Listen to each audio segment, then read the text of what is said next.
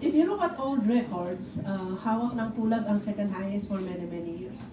But a few years ago, biglang sabi, mas mataas ang Mount Dulang-Dulang. May mga taga Mindanao ba dito? Who's from Mindanao? Saan sa Mindanao? Davao. And I saw a hand here. Kailan saan sa...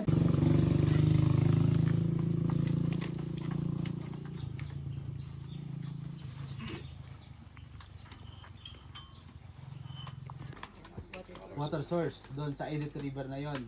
Tapos may tulay doon, tigdadalawa lang ang pwedeng tumawid sa tulay. Tigdadalawa lang, hindi pwede magtatlo kasi mabigat yung dala natin. Tapos yung yun, magload na ng ano doon tubig sa Edith River. Tapos yun na yung last assault na yun, lahat yun hanggang Malboro Camp na.